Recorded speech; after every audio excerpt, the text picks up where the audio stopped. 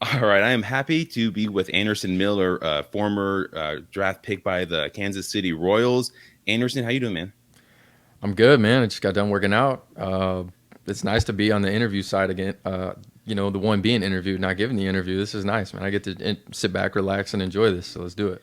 Yeah, it's nice because after this, you just chill, you just go, and I got to do all the editing, the mixing, Yeah. and all that stuff. So being on the interviewee side is a little bit easier probably because you just jump off and you're done. But let's actually jump. Let's start by talking about your podcast. What got you into the idea of starting a podcast? Because everyone does it now, but like you're able to put out not just a podcast, but a podcast with quality content. Thank you, man. Thank you for that. Yeah, let's just jump into it. So, uh, I started my own podcast. I got hurt to end the season. I was in AAA with the Royals. Uh, Had a really unfortunate play. Went up to rob a home run. Cleat got stuck in the wall. Basically tore my ligament in my ankle, and that ended my season 2.5, 3 months early. Unfortunate, but I was playing the game the right way, trying to make a play. It is what it is.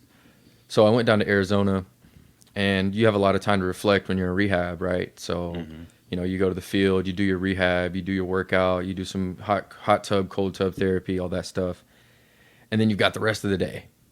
Hmm. And I'm sitting in the hotel, and I'm just can't really do much. I'm in my boot, and I'm like, "Ah, man, I need to figure out a way to pass the time a little bit." Hmm. So I've actually, in the past, I've been asked to do a lot of interviews, pregame interviews, postgame Sure. interviews, be guest on podcasts, and with all the connections that I've kind of formed through the last 6-7 years of being in minor league baseball and just getting to know a lot of people in the baseball world, I'm like, man. First of all, I don't feel like there's a lot of people that are doing it from my angle, especially in baseball. Still playing, I'm not done playing. I'm a free agent right now, but I still plan on continuing to play. For Not sure. a whole lot of that angle of looking from still being in the jersey and kind of looking into the stands or whatever. Hmm. So that was like number one. I was like, I got a unique angle.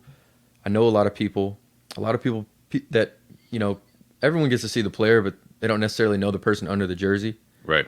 And I started my show because I want people to become fans of people and really get to know what makes them them. Hmm. What makes people who they are right now, and where they are right now is not necessarily where they've always been.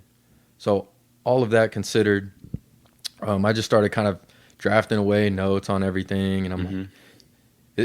honestly, I'm 7 episodes in now. I just dropped my seventh episode today, but it's been 4 or 5 months in the process of just kind of getting this thing right, and really happy with it, and I'm enjoying it, man. It's nice to just kind of pass the time and get my mind off of baseball and kind of go after something else. I've really had fun with it. Yeah, no, podcasting, I started kind of selfishly because I'm able to talk to people as such as yourself, and have that conversation. So I love doing it on my side. When you ask people that you play with or people that you know in the sport of baseball, what are their thoughts when you ask them? Are they, like, hey, I'm starting a podcast. Like, come on the podcast and talk to me. What are their reaction? Uh, they're excited. Honestly, everyone I've asked is like, "Yeah, man, let's go." Like, you tell me when, and I try to stay a couple episodes ahead on recording wise. Yep. So I really start kind of planting the seeds, and we talk about doing this. It's not just like a spur of the moment thing, but everyone's been excited to do it. Especially baseball. There's not a whole lot of people that are doing podcasts that are playing. I think I saw Ian Happ has one Yeah, with the With compound. Barstool, right? Yeah. Big time podcast. Um, Other than that, I don't know a whole lot of players that are doing it. I know in football, you've got the bussin' with the boys on Barstool, Hmm. and then NBA. There's JJ Redick and CJ McCollum. They have their own podcast, but Hmm. those are kind of the types of people that inspired me a little bit. And this could turn into something that I do post baseball Oh, also. sure. Yeah. So just I was like, man, it's one of those things. Like it's like I'll start it. I'll start it someday, and then Yeah. you never really do. But the biggest thing was just like going for it and Yeah. actually putting episodes out and just kind of learning along the way. Like I'm learning all this stuff for the first time, like editing and you Yeah. know figuring out how to do pictures and put up video clips and make it actually look like I know what I'm doing. Yeah. For real. It's been a process, but honestly, man, it's been really fun. No, dude, I love it. Like I'm with you. I always try to record at least a week in advance because I've had things come up, right? Like, oh, Yeah. I can't record like, and I'm always already have an episode planned. For me, like I don't have those connections that you do, so I'm always just grinding, trying to form those connections, and I love it. Just being able to be out there grinding. Like I said, everyone can start a podcast. I mean, I feel like everyone is starting a podcast, but Right. that's the easy part. But continuing it when it gets a little tough, when you hear a lot of no's, stuff like that.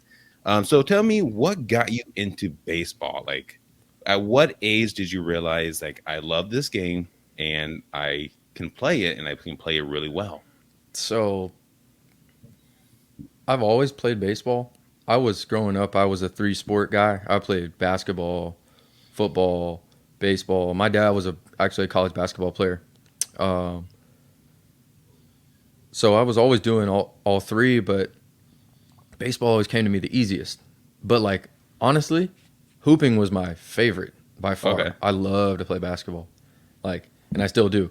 But I don't really because I haven't gotten to play because I don't that's not the way I want to go out, like playing rec ball and Right, right. you know, that being the reason I get put on the shelf for having to call it a career. So I'm putting on hold my hoop dreams, but like I've always had the mentality of like a football player, a basketball player, but baseball always came to me easiest. And as I got older, just continued to develop a passion for it. And I grew up in Lexington, Kentucky, so Reds games were always on TV. I got Hmm. to watch a lot of King Griffey Jr. back in the pinstripe jerseys, Barry Larkin. Austin Kearns went to my high school. Yeah, so I don't know. Like I always just had an attraction to the game of baseball, but honestly, it was just one of those things where it just like one thing led to another, and it just I just kept continuing to grow into being a baseball player. I actually hit my growth spurt like pretty late in high school, so like my sophomore year, I'm like 5'7", 135 pounds, Oh man. and we're talking right now, I'm like 6'2", 225, right? So I didn't hit that growth spurt until I took my basketball jersey off, and then I was like, oh man, I should have kept playing, but like no, it all worked itself out, right? And then I was able to take baseball more serious Hmm. and just continue to work at it and just go after it with the mindset of like a student. I never feel like I'm fully arrived, and I think the people that I continue to interview on my podcast who are successful big leaguers, like legitimate, players that Hmm. people look up to, and Yep. it's the same thing. It's like, man, I never feel like I've arrived, but I also know what got me here. Hmm. But knowing that, I just need to continue to try to get a little bit better, a little more consistent, and just keep that mindset of growth. That's awesome. At what point did you realize that? Because you talked about baseball came easier. At what Yeah. point did you realize that basketball wasn't going to work for you, and baseball was going to be the sport that might take you to that next level, which is where you're going right now? Yeah. Man, so I went to a public high school, Lafayette High School in Lexington, uh, really good basketball school, and we were really good. And I was on the practice squad, like getting my ass kicked every day, man, in practice. But I loved it because it just like in basketball, and but I just wasn't big. I was getting just bullied around basically. But I actually. So I'm gonna rewind a little bit. That was probably like my freshman sophomore year. Um, Eighth grade year, right? I try out for the baseball team. No, seventh grade. I'm 13 years old, right? I try out for the freshman baseball team. And I showed up with a bat that was not high school regulation size. I think it was like a -10, right? So I still had a year of little league eligibility because of my age. I had like a fallback year or something like that. So I went and tried out for the high school team, and I made it with a little league bat. And they're like, "Hey, Anderson, like, we're really proud of you for showing up and like doing your thing. We want to let you know you made the team, but take your last year of playing down there and enjoy it, and then come Sure. join us the next year." So I made the high school team as a middle schooler, and that was when I kind of knew. I was like, okay, this might be a thing, right? This might Sure. be something special. And then so I did that, and then I came back eighth grade year, and I played on the freshman team, got to play some JV, Nice. and then went into high school, and just continued to just keep playing baseball. And then I finally stopped playing basketball and other sports sophomore year, and then I really just went after it. And yeah, man, like I said, I just feel like I never stopped working. That's awesome. So when you were playing little league, were you just like crushing it, like the competition? Like, were you like big dog on campus kind of thing? So I was never big, but like I had a big game. Yeah. You know what I mean? Yep. Like Yep. I was pitching and hitting, and you weren't gonna get a hit off me, and I was trying to take you deep, and usually would be successful, right? Yeah. I actually played in a pretty competitive little league growing up, and I think that shaped me into like really being honestly some of those games that we used to play like um, back in like crosstown rivals of like all-star games at Cal Hmm. Ripken baseball were like some of the most intense that I've ever played, and I feel like that really helped me as I got older and started to play in like big stages, and now continuing to play in front of bigger and bigger crowds, and then you get in big league camp and all these things. But um, I feel like I was always playing like up an age group or up a level. Like I was 10, but I would be playing against the 12-year-olds, like holding my own, and that gave me confidence, I think. And as it continued, it's just kind of developed this trend where I was like, all right, I can hang with these guys if I Hmm. just keep working. And then like mentally and ability wise, like I knew I had it, but then physically I started to develop as well and started to learn like what a work ethic looks like, and then Right. not just rely on natural ability. And then I found myself in this good place, and then just kind of took off, man. That's awesome. At what point did you realize like scouts were looking at you in high school, or did they kind of were you not at that level quite yet? What was that kind of like as a getting ready to go to college and picking college as opposed to going to the major leagues? Yeah, so it's kind of interesting, right? So my journey to where I am now, not necessarily like the um, the easy route. Sure. So in high school, I the perfect game ratings and all that stuff. I got rated a 7.5 out of 10, which is like I want to say it's like maybe you can play D2 Hmm. JUCO, and I'm like, yeah, whatever. That motivated me for my whole life. So I printed that review out, and it was I still have it on my phone. I mean, and I look at it all the time, and it's like I'm not a 7.5. You'll see. Hmm. So I got older, and then my senior year, me and Walker Bueller played against each other growing up, and on the same teams all the time, both in Lexington, and we would just go at it, man, like all the time. And my senior year, I ended up being first team All State, but I was actually but I was like I said, I still was like physically not where I am now. I was just kind of like my strength coach in college described it as like you're a puppy with giant paws, but like you don't know what you're doing and you haven't filled out yet. Like like flopping around like a baby giraffe and stuff. So um, I was really good at pitching, but like hitting, like I could hit, but I didn't know necessarily what I was doing. Sure. But made first team All State. Didn't get recruited by the bigger schools in Kentucky, but I did have a full ride to Western Kentucky, and I felt like that was a good fit for me. So Hmm. I was getting looks, but there was nothing like serious interest in high school. And then went to college, and that's really where I kind of started the foundation of where I feel like I am now, where I'm Hmm. headed. How was playing with Walker Bueller? Like what is he like? He's confident. Yeah. He knows he's good. He's honestly been about the same since we were 12, 13. He's just continued to just get like a bigger version of himself. It's kind of weird, right? Like Hmm. he was the same mechanics and everything since we were young, 12, 13. But the biggest thing that stands out to me is like the belief that he knows how good he Hmm. is and he's going to do it, and he does it, right? And Hmm. that's why I think he's been so dominant. It's honestly been fun to watch, and now that I've continued to become really good friends with his catcher, Will, um, me and his wife, my wife and his wife went to high school together. They grew up K through 12 together, so Okay. we've become really good friends with them, and just kind of seeing behind the scenes and just hearing the ins and outs. Like it's not really a surprise to me, but just yeah, I mean, I would say confidence, and it's cool to see somebody you grew up with do what he's been doing. Yeah, absolutely, for sure. So heading into college, then, how was that experience playing pitching or not pitching? But when did you stop pitching? Actually, by the way, not science. Um, yeah, it's a good question. So freshman year, I was starting pitching and also playing outfield on the weekends. I tore my labrum 20 games Oh. in, lost my whole freshman year. Didn't get a red shirt, so I just lost the whole year because I played too many games at the time. The Hmm. rules were different, so I was pitching up until that point. Sophomore year, I took off, just played outfield, and then I went to the Cape Cod League that summer. I got invited to Cape Cod, Nice. and scouts wanted to see me throw bullpens up there. So got back into pitching, but as a reliever, like setup man, closer type role, and went back to college at Western.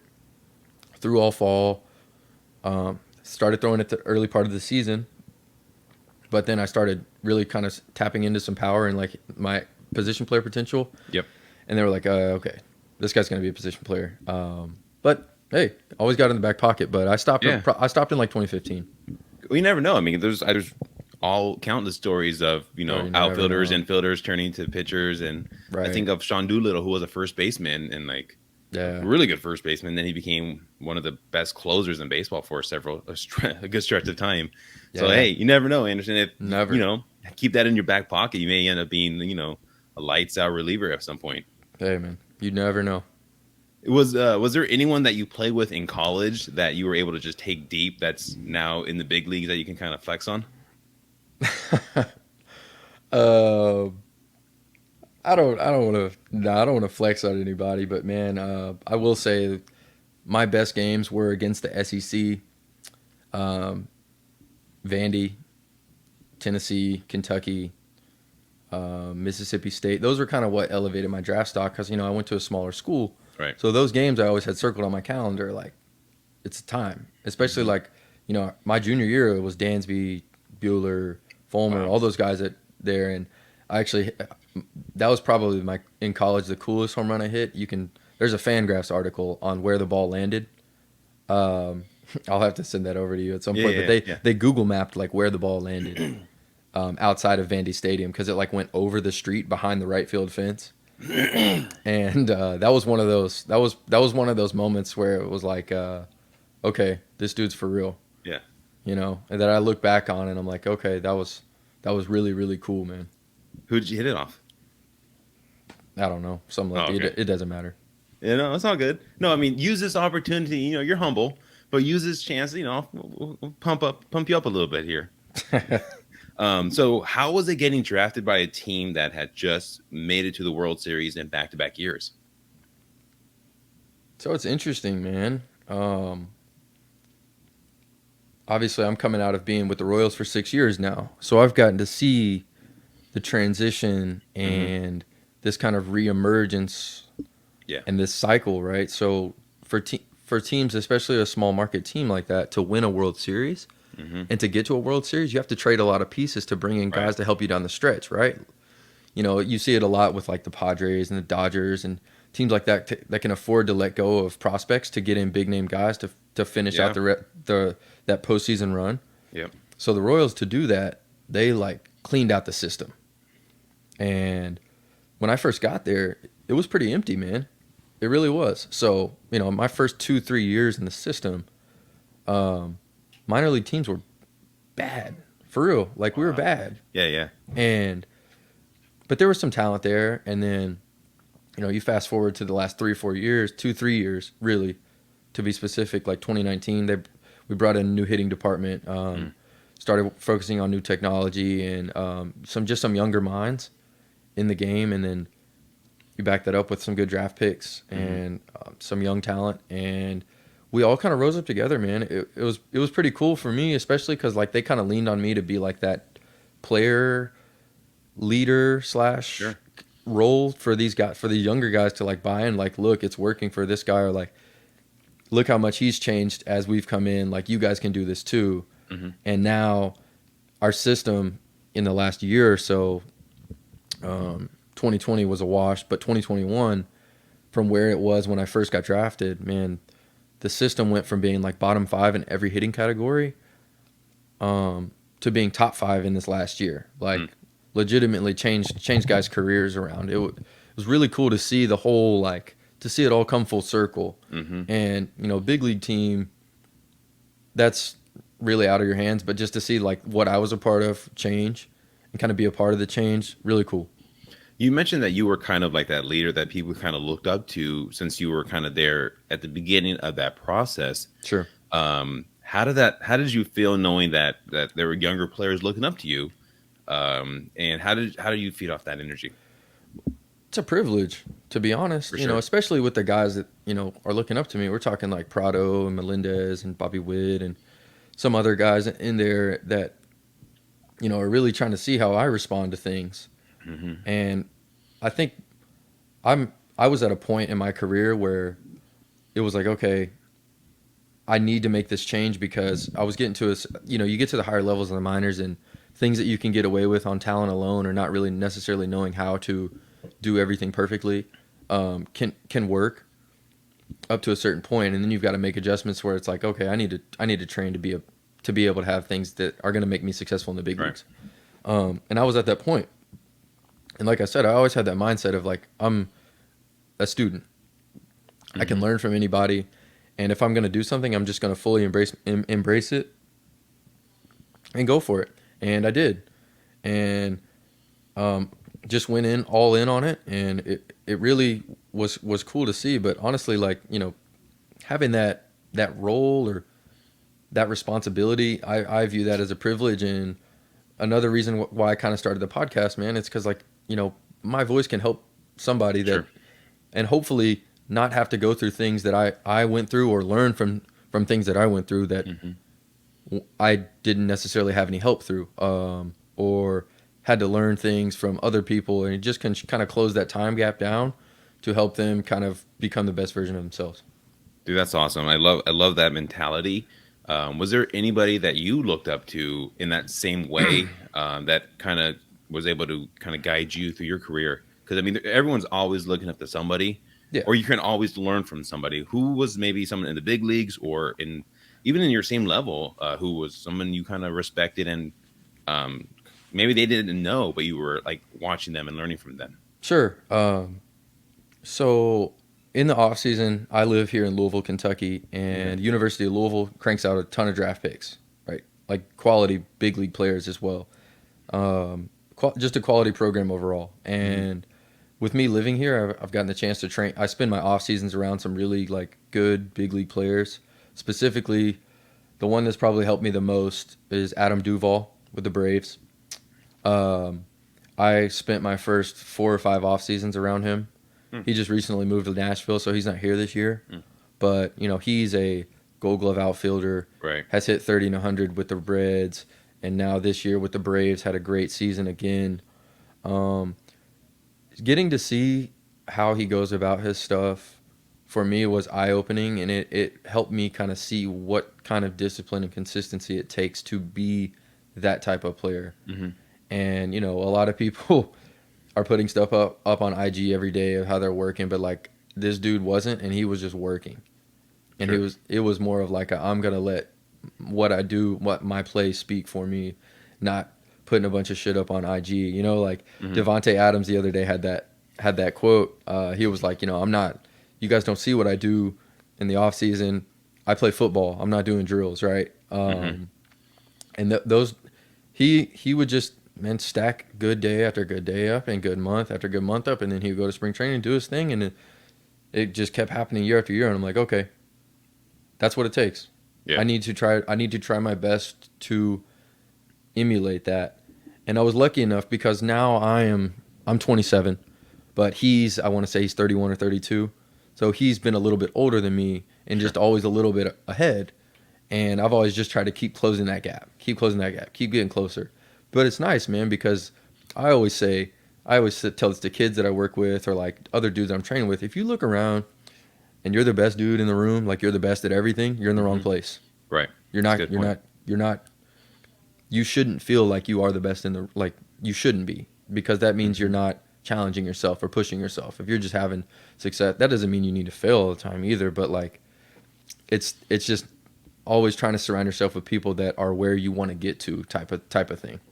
Yeah, dude, and you can apply that to like all walks of life, right? Like Facts. no matter what it is, not necessarily baseball, but any job that you do, or whatever you want to do. Like if you surround yourself with people who are a little bit better, who can push you, Facts. then you're always going to try to keep doing better. But if you're always like get complacent, being happy with being that one person who maybe be the best at what you're doing, but you're not pushing yourself, eventually you're going to get passed up.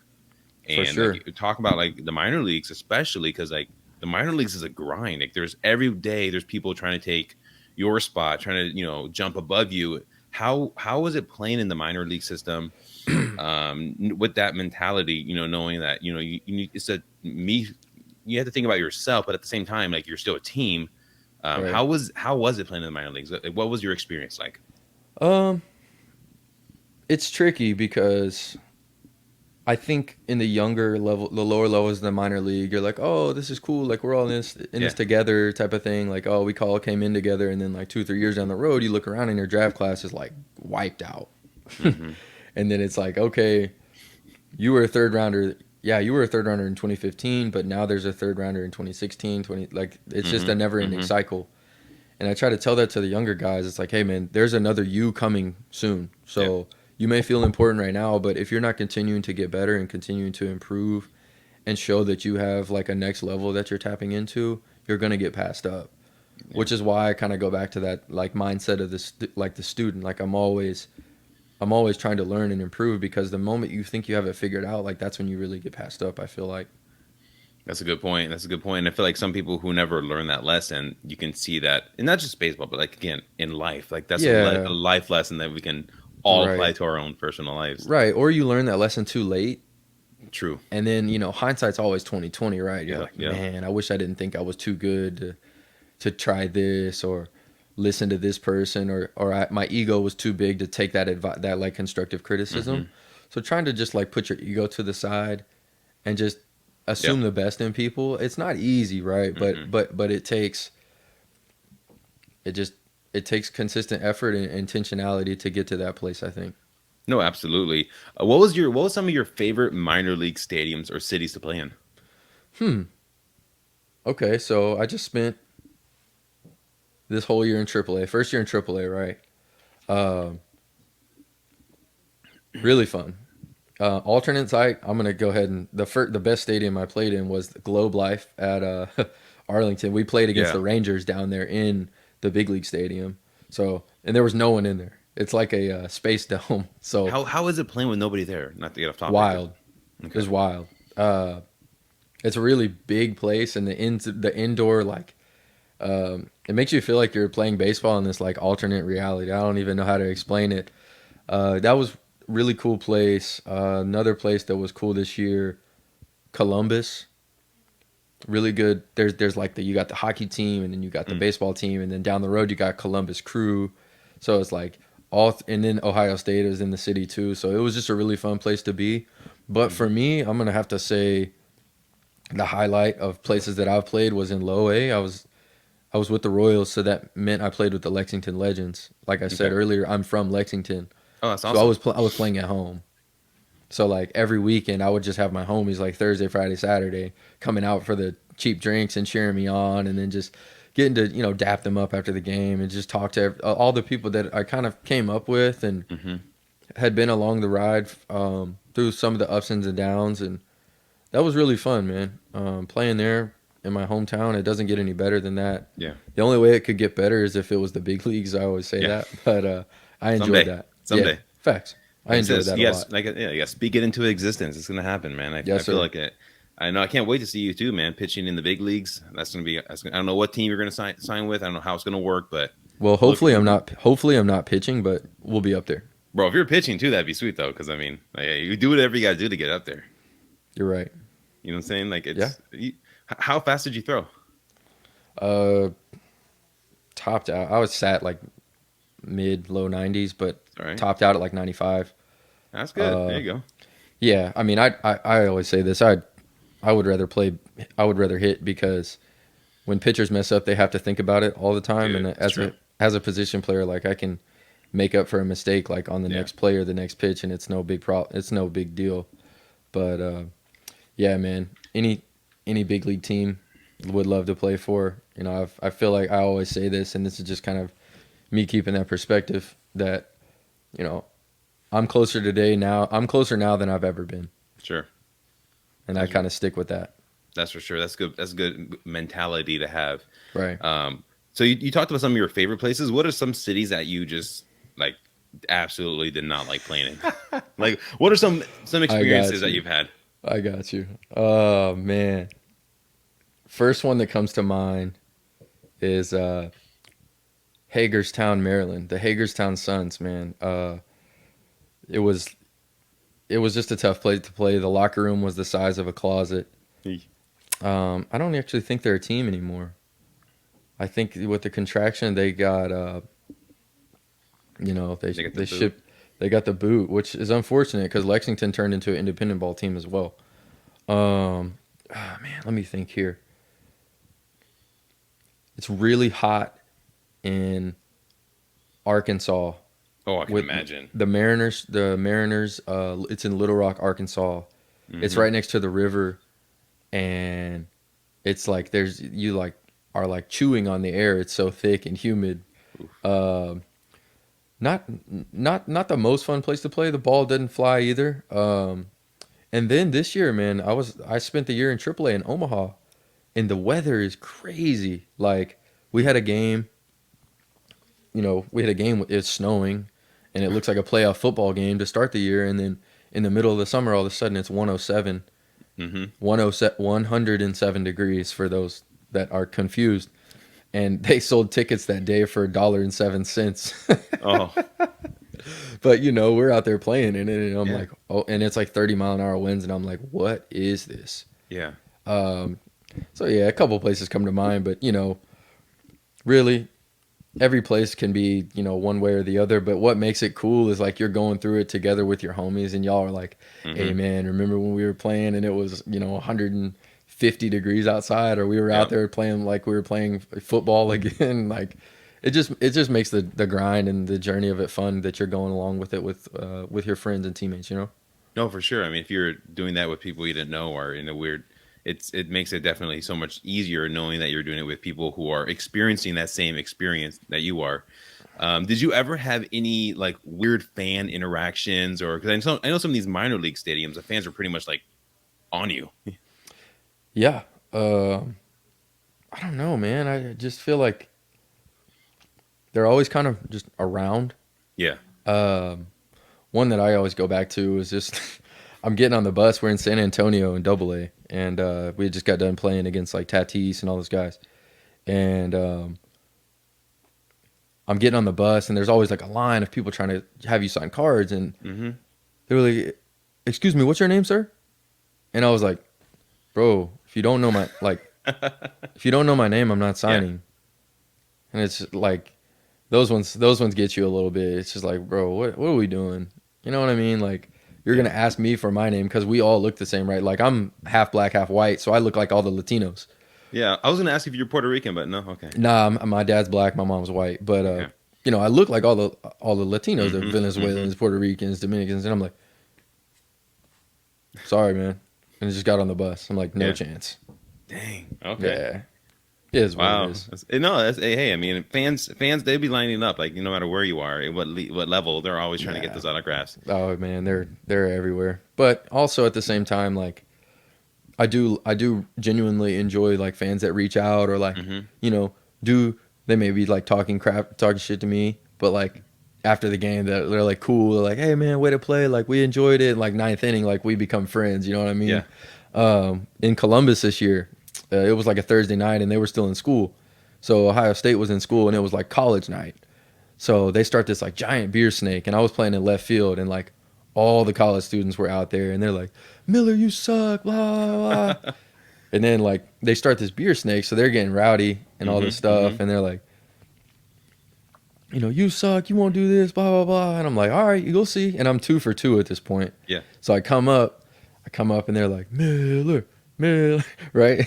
And I hit a home run off the batter, like the batter's eye, and they like all threw their beers up and were like cheering my name the rest of the game. That was one of the coolest minor league moments so far. But they showed me love. But at first, it was a tough crowd, but you just got to handle it the right Yeah. way. What were some of the craziest like insults that are like just like you hear from like the drunkest, rowdiest people? Like nothing like too crazy, but like what are some of Right, the dumb things that you've heard? man. The list is too long. I feel like the one that you always hear is like, "You'll never make you're going back to low A," and Oh then yeah, I'm just sitting out there in the outfield, and I'm like, "Didn't you pay to come watch yep, me? And didn't you come pay to get drunk and watch me?" Okay, that's what I thought. You know what I mean? But like a lot of the times you don't even respond to those because you can just tell like if somebody's at a certain level, and then Hmm. you've Hmm. got. And then this year it was the right hand this, left hand this all year Hmm. long, and it's just like, nope, I'm not doing that either because y'all are trying to get me on TikTok and trying to get me to go viral. Oh, yeah, yep. So you don't chirp back then?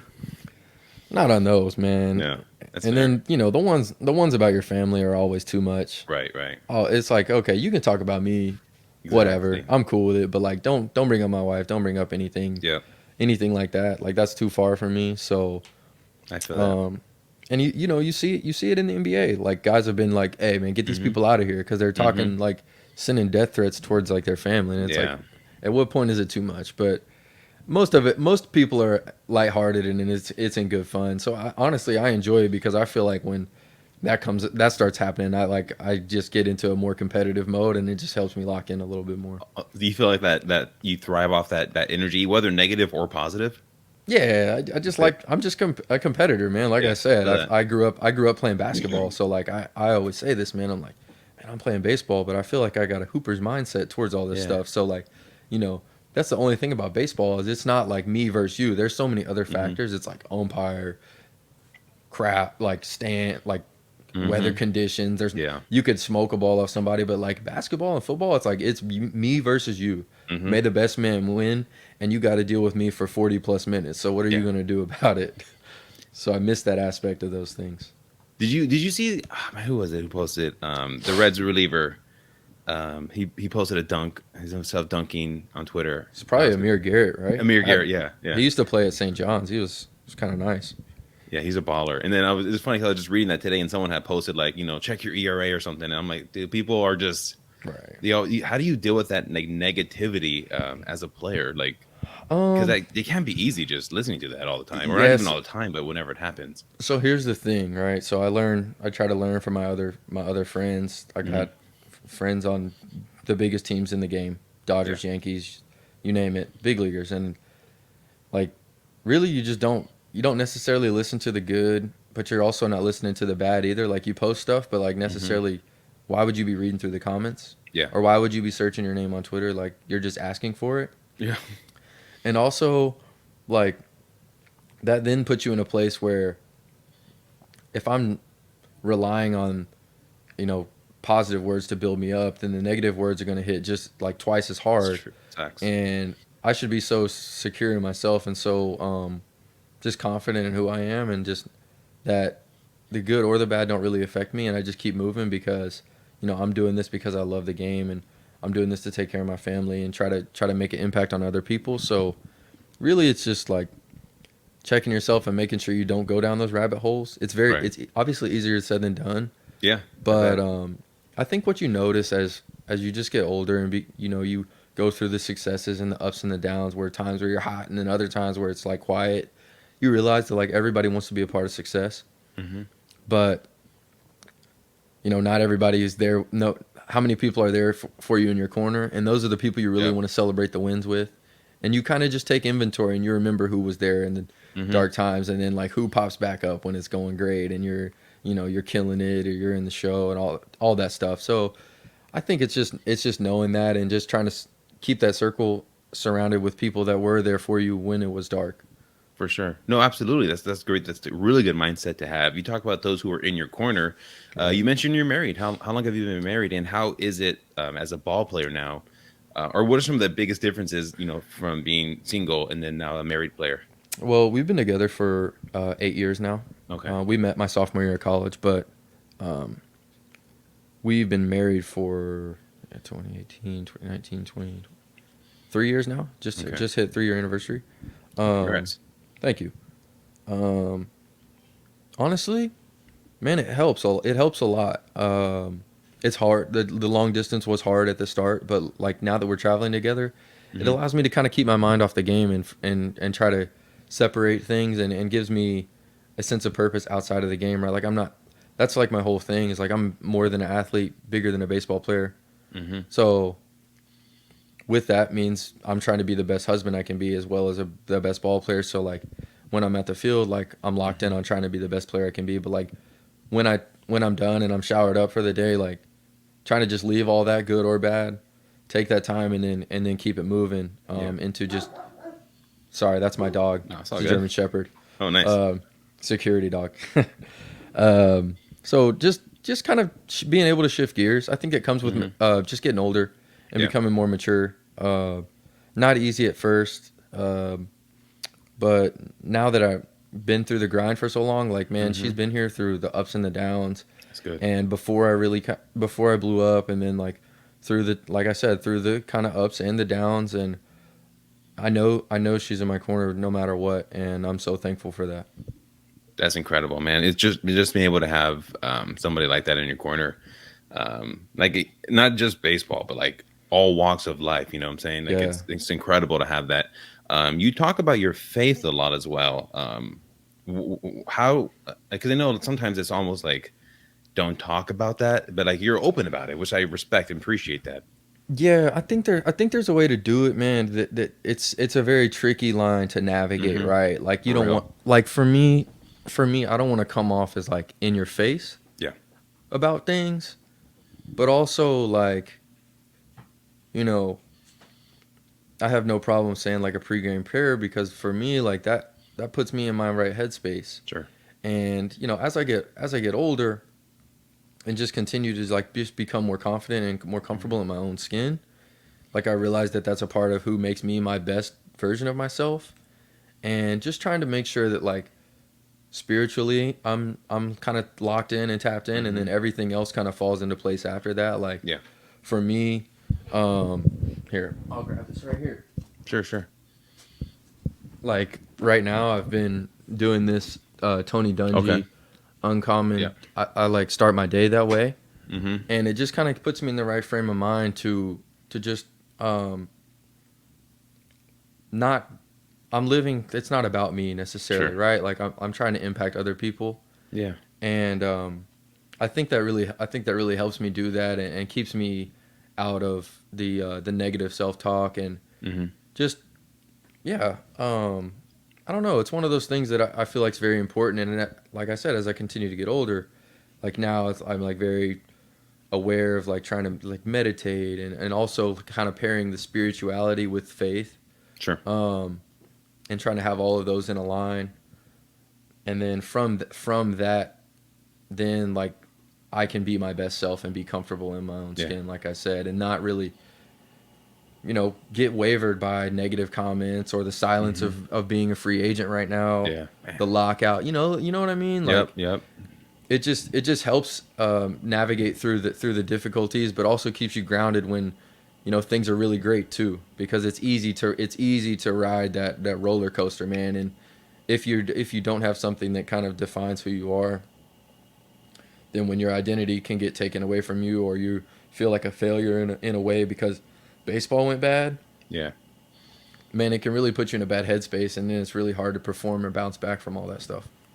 Uh, Again, that's incredible information for not just baseball players or sports players, but people in the everyday life that we have like something we can like just be rooted in to like Yeah. because negativity is going to come all the time, right? It's just going to happen. Like things are going to happen. You can't always live on that high of like everything's going great. It's good to have to be grounded and rooted in something.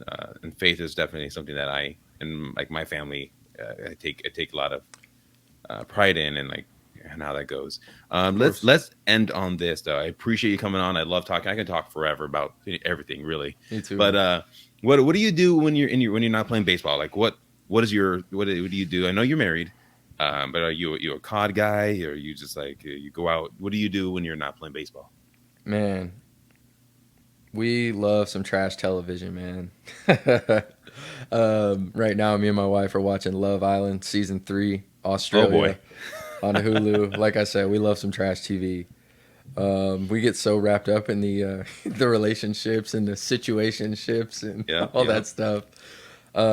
We listen to a lot of podcasts together, man. Love to cook. You heard my dog barking in the Hmm. background. Take him on walks, man. He's the big guy. He's 105 pounds. Oh my gosh. Um, yeah, I think married life, man. It's really not. people get scared of it. They're like, "Oh, bro, you're married, bro. You got the ball and chain." I'm like, Yeah, yeah. "Nah, you have no idea. You just got to pick the right one." Like, Right, right. we're best friends before we're like, husband and wife. Like we started there and like really have just gotten close to each other. So we spend a lot of time doing stuff together, and um, we've traded out the going out, the single like bar, especially with COVID and Yeah. everything. Traded that out. Like a night out is now like getting around with like some of your like closest friends, or just like Hmm. having some wine or having some bourbon. Like I said, I live here in Kentucky, so you know, sitting around and you guys just kind of chopping it up and talking about how things Hmm. are going and talking about life, and really just continuing to kind of solidify that circle around you, and, Yeah. and that support system, man. But yeah, we do a lot of stuff, and honestly, doing it together as opposed to doing it alone, right? Like, what if you gain the world but you don't have anybody else to celebrate it with? Like, then Yep. is it really that fun? So Yep. yeah, man, I love my wife, and we have a lot of fun together doing a lot of stuff that's just low key, but also we don't have any problems having fun either. That's awesome. Right on. I appreciate that. Well, hey, I do want to thank you for coming on again, Anderson. I can't wait to see you, what this next step is for you. We'll see what happens with free agent. I know it's an incredible time with like the lockout and all that stuff. Yeah, It can't be easy. But you know what? Just keeping your faith, having your family there to support you, your wife, your dog, yes, sir. um, for sure. I think you're gonna be all right, Anderson. Like I said, speak it into existence, dude. Hey, Like man. we'll see So you. We'll see you pitching somewhere or playing, not pitching, playing yeah, somewhere. yeah. Pitching is Plan B, or the team I'm playing for is getting blown out. But we already spoke it into existence, and I know that that's out of my control. So Yeah, I've really tried it's to true. take accountability for everything that I can, and I know that whoever does call me, you'll be glad you did. For sure, for sure. All right, Anderson, I do thank you for coming on. You have a great rest of your day. You too, my man.